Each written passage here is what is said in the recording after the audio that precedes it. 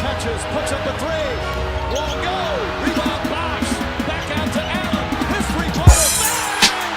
Tie game with 5 seconds remaining.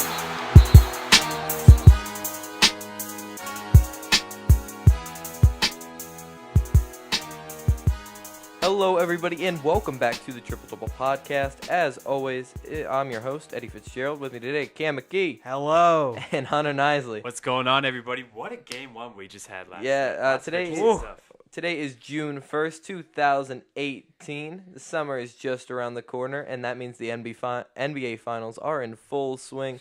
Game 1 was last night. The Golden State Warriors defeated the Cleveland Cavaliers 124-114 in overtime, but the final score does not really reflect the game itself, I would say, at all.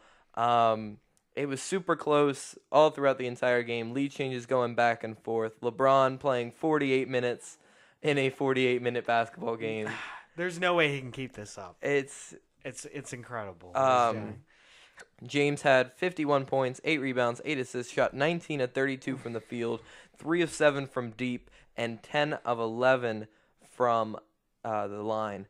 The rest of his teammates didn't do so hot. Kevin Love played all right with shooting 9 of 20, scoring 21 points. He stepped up big. Larry Nance off the bench dropped 9 points, 11 boards, pretty efficient.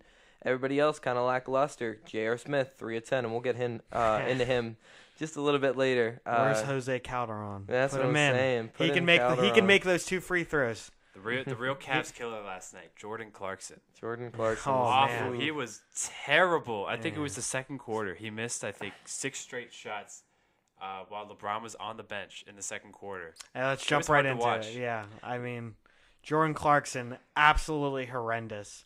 You got to have confidence in the NBA Finals. That's how you win these games. But it was the same problem that the Celtics had, Jaylen Brown had in Game 7. The whole Celtics, they made him all season, so they're like, let's keep taking him. So that's what happened to Jordan Clarkson. He's like, I know I can make these shots. So I'm going to keep taking them. He's confident. But I like the confidence, but it didn't work. Yeah. Yeah. The Cavs bench shot 2 of 12 from downtown last night, and had an abysmal percentage as well. The only good spot kind of being Kyle Nance. Korver has a +12 ±. So yeah, Kyle Korver. He didn't do much though. He came in. He shot a 3-pointer and he made one. It was kind of late, and so that was pretty clutch of him to do that against Draymond Green. But yeah, in reality, the offense wasn't really the issue for Cleveland because LeBron James can will himself to 51 points. And getting his other teammates open as well for buckets. The issue lied, in my opinion, in the Cavaliers' defense. And we've said that all season. The Cavaliers are not the greatest defensive team in the world.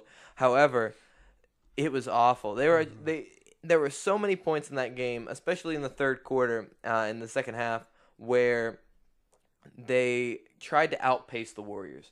They kept trying to run down, get the ball quick after they got a steal or a block or something like that. Just try to move it quickly, and they couldn't score. That was where their field goal percentage started to take a dive whenever they were trying to get those fast break points. And then as soon as that would happen, they would be so gassed from trying to get up the floor on the offensive end, they would be stuck in a 1-on-2 or a 3-on-2 situation offensively.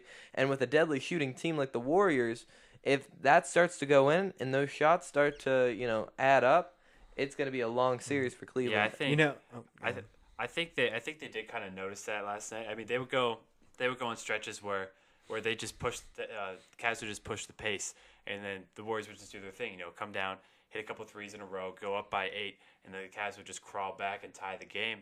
By LeBron. I should mostly by LeBron. I think they did a very good job of, for the most part, controlling the pace last night. They didn't like last season. I mean, last season it was just run and gun. The whole finals was just running. I mean, scores were in the 120s, 130s last season.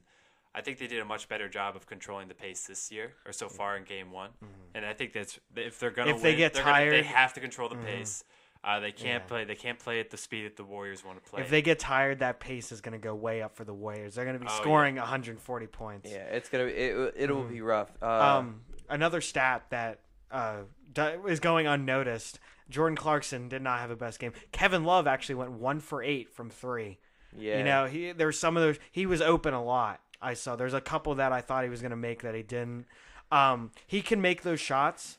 It wasn't falling for him last night. He did have a good game though. I think that was definitely a major key. Mm-hmm. However, one thing that is promising for the Cavaliers, they out-rebounded. Yes. They out-rebounded. The Cleveland had an offensive rebounding percentage of 35.8% to the Warriors 10.5%. They had great offensive rebounding. 53 total boards to the 38 of the Warriors, 19 offensive boards to the 4 of the Warriors.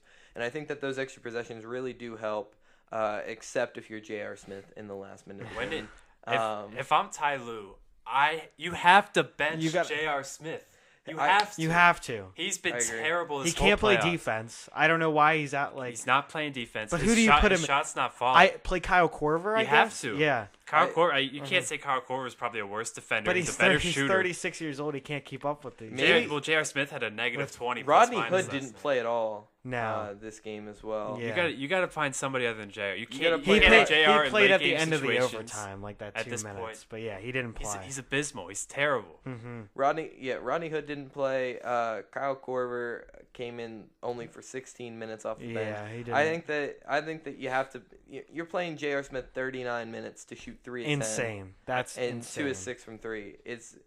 It's not how you're gonna win a game. I saw a tweet from Doug Gottlieb over at Fox Sports 1, who said LeBron James winning a championship with J.R. Smith as a starting teammate is still one of his greatest feats as an NBA player. Absolutely. He works off momentum. He's he's just a versatile guy that just goes off his last play.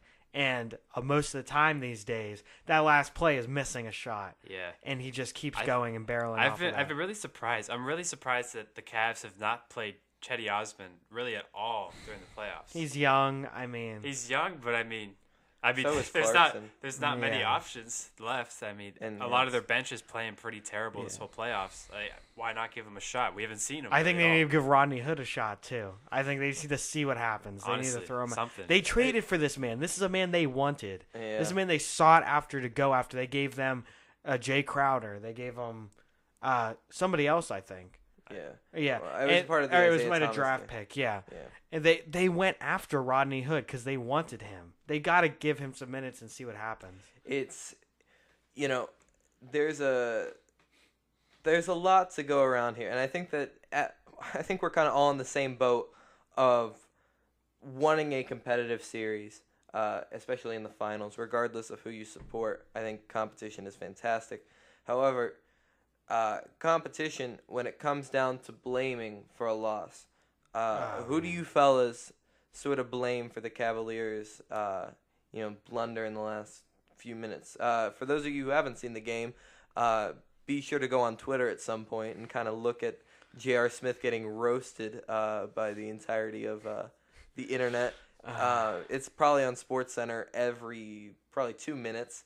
J.R. Smith gets the rebound with about 4.7 seconds left after George Hill misses a free throw that would take the lead. J.R. Smith dribbles it up to the 3-point line. LeBron James is open. LeBron James yells at him. I saw he had a 41% chance to make it, according to Second Spectrum. But because it's LeBron, I'd say he had about like a 61% chance to make it. Because it's LeBron. Yeah. And if you do, and with that, J.R. Smith sort of inevitably dribbled out the clock, realized that they were doing something wrong, and he passed it to George Hill, who sent the game into overtime with his missed 3-point. Which he couldn't have. It wasn't his fault on that. I think I don't really blame anybody on the Cavs for this situation. And initially, whenever J.R. Smith got the rebound, I actually was not that upset that he took the ball. He just dribbled out to half court and basically just waited till the game went to overtime. Because let's say J.R. Smith gets the rebound, just puts up a floater hook shot from where he is. I agree with what he misses his shot. Warriors get the rebound, say 2 seconds, one But and they a half have a seconds to go. timeout, They too. call a timeout. Yeah. Even if they advance the make it, ball. they still have a timeout. Yeah, they advance the ball, and they have 2 seconds to come up with the shot. That's why I wasn't that concerned with taking it That's out. what I was saying. I was like, if George Hill makes this, I'd be still really worried because it's the Warriors It's a with 1 point. 4.6 It would be a 1 point seconds. game, or if J.R. Smith makes a shot, 2 point game there. That's Yeah. why I'm not that upset. I don't think he should be getting so much blame. So I don't. The Cavs were just bad in overtime. And the I see Warriors that were you really don't. good. You don't blame anybody. I blame everybody. Is kind of I don't how blame I'm seeing anybody. it. I think George Hill should have made the free throw. Should have. J.R. Smith should have been aware of the situation. Yeah. If he does the same thing, he does the same thing. But J.R. Smith should be aware of the situation. He's kind of he's blaming other people after the game, which he shouldn't be doing. I blame Tyronn Lue for not literally getting in the ref's face to call a timeout. Yeah, because they had one. Yeah. I don't blame LeBron really, but I mean LeBron, he was trying to keep the shot while at the same time trying to call a timeout. I think I don't really blame it was LeBron. just such a everyone it was such has a played strange little part. situation. Yeah. Like you almost don't know how to react when that happens because you're not expecting J.R. Smith to get an offensive rebound and then dribble out to half court. Yeah. You're just kind of standing there like, what is going on? But you're an NBA coach. Yeah. If Tyronn Lue has to call a timeout. If my player touches the ball with 4 seconds left in And a it's tie not game, it's not LeBron. and it's not LeBron James, I am screaming timeout, and I blame Tyronn Lue. I do. I think that if you're going to if you're going to be in that situation, you have to keep a calm, level head and not go after your player after the game. He said after the game that J.R. Smith didn't know the situation. Mm-hmm. And J.R. Smith says that he knows the situation. He was just waiting for a timeout. So they're both kind of trading blows here. And you could see both equal sides. It's to not that. good. The situation is not good. is not good. And then as soon as that happened, I knew that the Cavaliers were not going to be able to win this game. There's something that happens when tragedy strikes on an NBA court or any sports court. I said this to Hunter last night. Yeah. I was Yeah, like, in our- I said in our as soon group as chat, yeah. I said it's over. Like Yeah. the Warriors are gonna win this now. Yeah. All the momentum's gone, and they did. And it was just sad. All the wind was taken out of your sails. Like the Cavaliers they didn't know what to do. And Then they went. The Warriors got their famous run in overtime. Yeah, they they got just hot. drilled Yeah. it everything in overtime. was just it was rough. And What? I think that there was just so much that went wrong. We were talking about this before the pod, but the charge call. Yeah, I was just going to bring this up. Reversal, I think, is big. Very underrated aspect is just before the George Hill free throws, Klay Thompson with a cheeky foul because they had a foul. Yeah, again. how about that? That was And- so smart of LeBron to throw the ball over there. He knew George Hill wasn't getting it. He just threw it there to get the foul But call. yeah, I don't know. I would have held for the last shot. I was surprised. I was really surprised he passed it there, to be honest. Clay- He had all Curry- the blame Because would he be had Curry on him. If the Cavaliers won this game, all the blame would be on Clay. Everyone would be talking about how Clay messed up there. Shouldn't have Shouldn't fouled have George Hill. But they had the foul. Yeah, they had the foul to As give. we'd be talking about Klay Thompson here right now. It's crazy to think about, and I think that the rule that they just made and that was just instituted, and I'm still a little bit confused. I'm sure, along with the rest of the NBA community, as to how they were able to overturn the charge call. When you go in and look at something for a replay value, you can't just change the mind on what you're looking for. Yeah. They were meant to be looking at whether he was in a guarding position and outside of the charge circle or the restricted area. And his feet were clearly outside of the restricted area. And I'm not saying this is like a LeBron fanboy, but he was moving a little bit. He wasn't necessarily the most set player. But if you, as a referee, are going to call that play, I think it's BS that you can change. You can't just change the call. Especially at that point in the game. Absolutely. I said this to them before we started recording. I believe the call was right that LeBron was not in stance. I do too. But you cannot change the call. Yeah, at that point. I mean that shifted the momentum. And I think another play, another really bad play that the Cavs made was when I think it was Curry who got the and one. Kevin Love fouled him. Curry was going to the hoop. Cavs were up 3, or was it 2? It was something like that. They were up 3 or 2. Kevin Love just hacks him. Bad hack. He just kind of hits him in the arm. Yeah, Curry finishes, gets the and one, makes the free throw. I think that put the Warriors up 1, I believe. Yeah. But I think that was a really bad play by Kevin Love. Just no awareness. How come right there Steph either. Curry is in a position where he gets to 1-on-1 with Kevin Love? They keep switching. They always do that George switch. Hill switch where like George Hill sets the screen for some reason. It doesn't work at all, but they still switch it. Kevin Love has like defended him fairly well. Even going back to 2 years ago, last year, and even so far, even last night, like he didn't do a bad job. No, Kevin Love on Curry. Okay. Mm-hmm. Kevin Love on Curry. He's honestly been kind of good on Curry, and I don't. They've been playing and they want to get that switch. So what they do is they swap. They put Curry on LeBron, Curry covering LeBron, and then they put George Hill on Kevin Durant, who just makes it look so easy.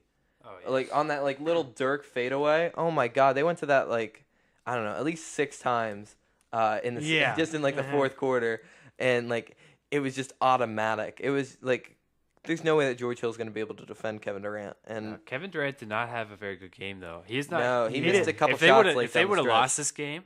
He shot 8 of 22, 1 for 7 from 3. I mean, he just was kind of, especially the first half. I mean, he was just off. He was just off in the first half. He was non-existent. Second half, he was much better. But I mean, he had a couple bad games against Houston. Last night was definitely not his best game. I mean, if Cleveland finds a way to somehow win this series, I mean, Kevin Durant, he's got to get a ton of heat for this. Yeah. If they find a way. And we all know that the Warriors are most likely going to walk away with this series and another championship and a back-to-back banner to go up in Oracle Arena. But the fact that they were so close to getting this Game 1 victory, I think just shows another testament to LeBron's efforts. And again, when we're looking back at this finals, we're not going to remember that LeBron James had 51 points, 8 rebounds, and 8 assists. Yeah. We're going to look at the Warriors are close to winning a 4 or 5 game series against the Cavaliers in the finals, which, kind of sucks on LeBron's, like, going towards LeBron's legacy is trying to become one of the greatest of all time. But he in my opinion, he's the greatest of all time if he wins this series. If he wins the series. There's absolutely no question. If he finds a way. I understand the argument is like we weren't there, we didn't grow up in that era. But come on, if he wins this, Jordan never played. There is Kevin Durant, Steph Curry, Klay Thompson. There is absolutely no reason why LeBron James is not the greatest player of all time if he wins this. Series. We'll have to have an episode sometime where we just sit down and we just argue. Or I guess if we're debate the greatest. I think it's very close. I still think MJ has the edge. I do as well at this time. Right. But I think it's a really compelling conversation though. It's a very tough conversation to have. And a lot of factors that definitely go into it. Mm-hmm. But do you want to switch over to like Golden State's play? Yeah, Golden State. It's kind of been an issue all season long. Like they have just coasted and coasted and coasted, and now they got regular season is just the practice. The regular season is just the practice for the Warriors. But as they get into the playoffs, they started to feel the heat a little bit. They handled the first round comfortably, handled the second round comfortably. They got to the Western Conference Finals and they went down, and they almost lost. If it wasn't for Chris Paul going down, who knows what might have happened. But now they're in the finals and they continue to coast. Yep. They don't care. It's like there's so much disrespect like going on, and I think a major point in like a moment in Game 1 is there's like a last couple minutes of overtime. Steph Curry and LeBron are like chatting, like they're spitting words back at each other, and Klay Thompson's like not having it, and he tries to like pull Curry away, and then LeBron starts going off at Curry and Thompson, and Klay says something, and they all walking in a circle. Yeah, and I think I saw a little bit about what it was about, and to me, I think LeBron said, "Well, you guys aren't even trying," like, or something like that. Like, it's not fair when you guys have, or something like that. And I think that it doesn't sound like something he would say. It's not like it was something along those lines, sort of like they were like, like I'd be good too. Like if I'd be had, good too. Yeah, like sort of if that. If I had 3 Hall of Famers as teammates. Yeah, right. That's the thing, and I think that that's such a big, argument towards where the Warriors are at. That like they don't have to be good. They just have to have a good third quarter run, and they have to have a good, just make 3 shots, 3 3-pointers in the fourth quarter, and they can win a game. And the rest they can just, cruise on autopilot. And I think that we need Damian Jones. Damian Jones the lightest. When we look back on this team, like, and we try to think about whether or not they're going to be a dynasty or not. Which, they have the opportunity to be the greatest team of all time, and they're just throwing it away. Yeah, talent-wise, they probably are, but they just haven't performed. They just don't up try. to the standard. I think they just wait and they want titles. They really look burned out. They're millennials. And I think they just want the awards without actually having to try for it. I think there's a couple of things that kind of go into how they just look kind of not fully engaged. I think one thing is beginning of the season, Steve Kerr was talking about he kept emphasizing how tough it is to go to 4 straight finals, how tough it is to win back-to-back titles. He knows. He's trying to tell these people, you got to start trying, and they're just not. And I almost think that set them up to, like, if they don't, like, if they look kind of burned out, if they don't look like themselves, I think that he almost gave them an excuse, like, it's so tough, like, saying, yeah. It's so tough, we're gonna look like this. And another thing too, I was listening to the Bill Simmons podcast a couple days ago. My favorite. It was the podcast with JJ Redick, and they were talking, and Bill asked JJ Redick, "Is it harder to play in today's NBA than it was, say, in 2008?" And JJ said, "Oh, definitely, like no question. Today, there's so much more running. It's so much more fast paced. You're moving so much. They have these like on-court analytics now where." They can kind of calculate, stats, like your hustle stats, calculate how much you're running and all this stuff. And like JJ Redick is like usually top 2 or 3 guys in each game he plays just because he's running around screens and stuff. But he didn't have to work that much in 2008. He could just kind of spot up and kind of do his thing. Mm-hmm. Yeah. And I think that plays a toll now. Guys are getting so many miles on during the season. They're playing 75 to 82 games if they're healthy. And then they're also playing for 2.5 months after the season ends. And if you do that 4 years in a row, I mean, LeBron's done it now. He's done it almost every year of his career. He's had a good playoff run. It's 8 or 9. He's gone to the finals 8 straight years. 8 straight years. Mm-hmm. I mean, I think that plays a toll for the Warriors. Yeah, I agree. You look at like Kevon Looney, he was minus 12 or minus 10, I believe, but he went 4 for 5 from the field. He didn't really mess up that much defensively. He had a pretty good game. Like, it's tough. He's a young guy, and they're putting him in the starting lineup with these players. Yeah. Like he's had a very good postseason. I think he's been pretty underrated. He fits his role really well. The Warriors had an offensive rating of 125.4. Which is like pretty good, but when you watch the game, it doesn't feel like that. Yeah, I know this is a little off topic, but I thought it was kind of funny. In Game 7 of the Warriors and Rockets, Jordan Bell failed to execute 3 dunks in that game. Last night, JaVale McGee forgot how to jump, missed a dunk last night. I don't even know what happened. I don't know what it is with their big man, but they cannot dunk, and I don't understand. I think it's the funniest thing. Well, one more topic that I kind of want to bring up. Nick Young 0 for 2. He did make a shot. He's in the record books. What's next for LeBron after this series? If you noticed, everybody's been talking about the low handshake with David Griffin. In ESPN interview that he had, he said he had a, quote, working relationship with Griffin. He said that he said that he didn't want them to trade Dan Gilbert. With them firing David Griffin. He said he didn't want him to fire David Griffin. He didn't want to trade Kyrie. Didn't want to trade Kyrie. Didn't want any of this to happen, and he has a working relationship with Dan Gilbert after somebody who had trashed him after he left the organization. And, if I'm LeBron, do I want to stay even if I win?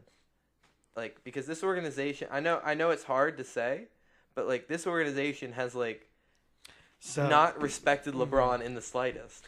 I hate to bring up Bill Simmons again, but I was listening to him this morning. He did a podcast with Joe House, and he put it perfectly. Like, there's no other way to put it. There's 3 ways he can go in this offseason. One, and this is, let's assume here he loses. They lose the series. Let's assume. Yeah. One, he can just be like, you know what? This is my home. I'm an Ohio native. This is what I want to do. I owe it to these guys to stay here. No matter what, I'm the title. No matter where I go, I am the champion. I am the title. They got to go through me. You got to go through me no matter where I am. So I'm going to stay here and be at my home, be where I love to be. 2, he can be, it's time to go to the next phase of my career.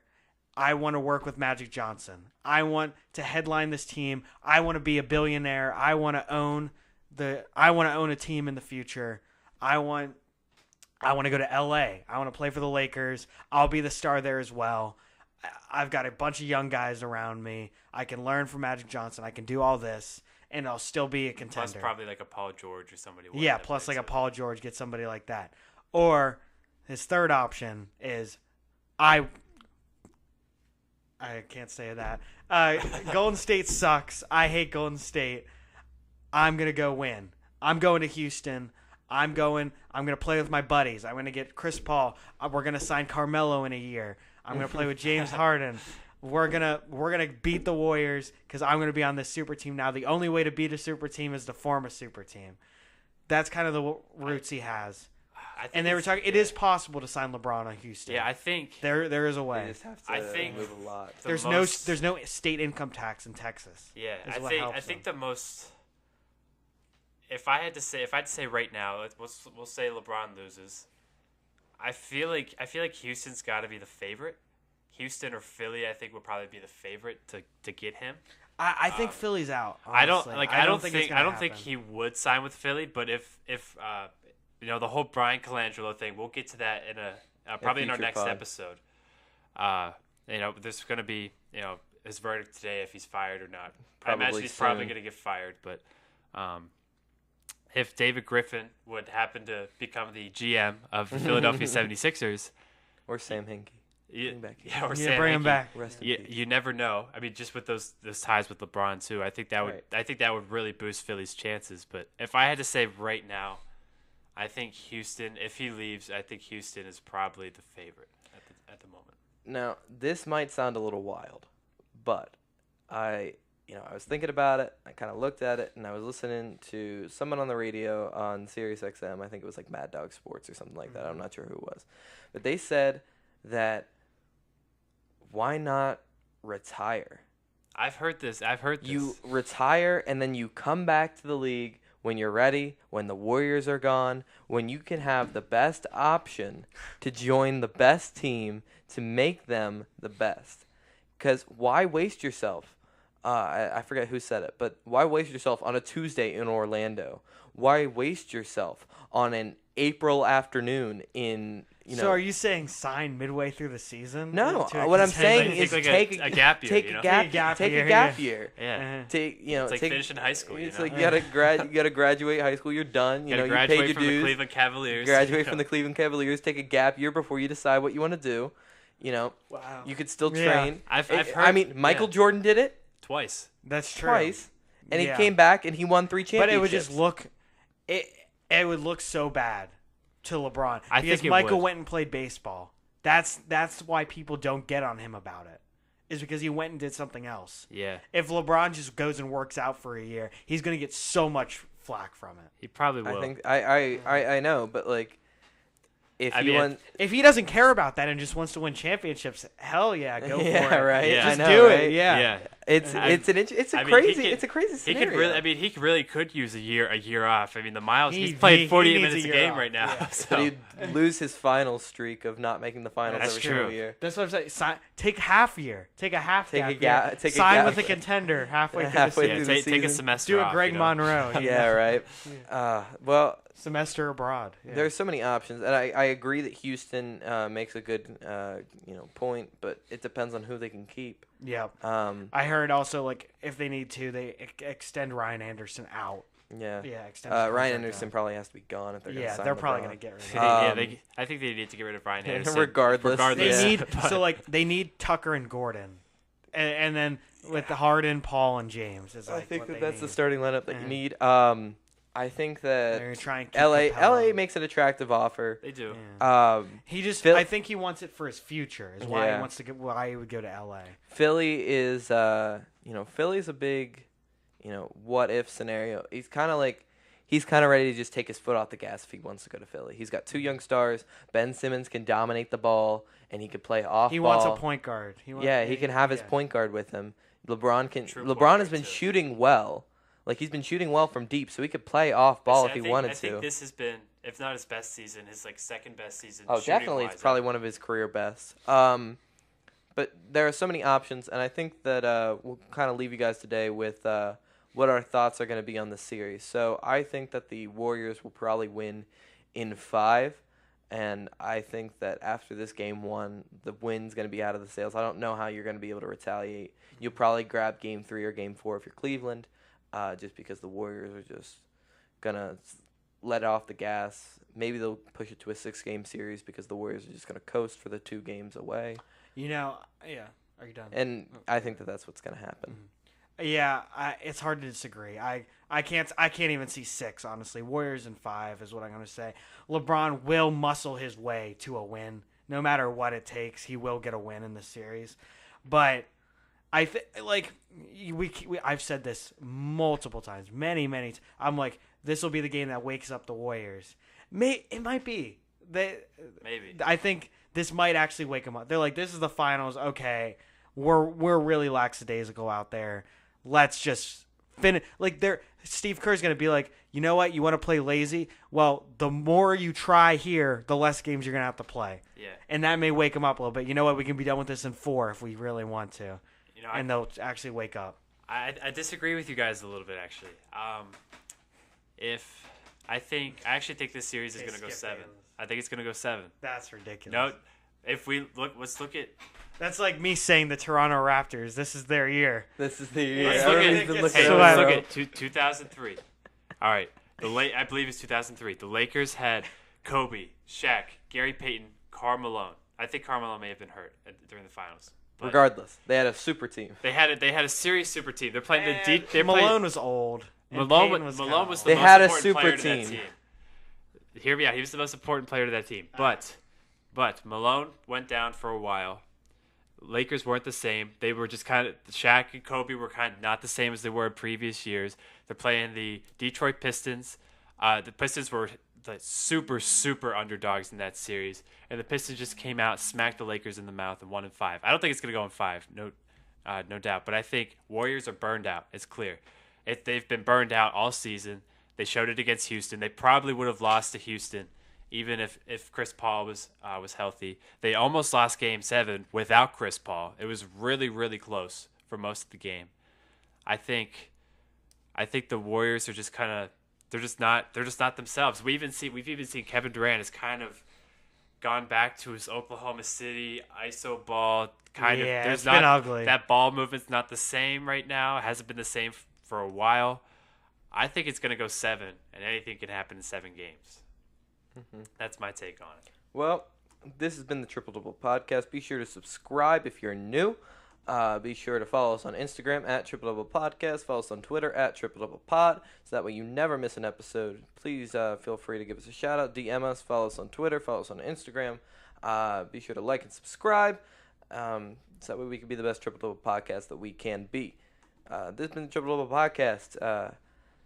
I'm Eddie Fitzgerald. I'm Cam McKee. I'm Hunter Nicely. And before we go, just to let you know, in future episodes, we're going to have a Brian Colangelo probably a full episode for that. We're going to talk more about the finals. NBA draft's coming soon as well. So we'll have some mock drafts and possibly a live stream for you guys. So be sure to be on the lookout. With that being said, this has been the Triple Double Podcast. Have a great day, everybody.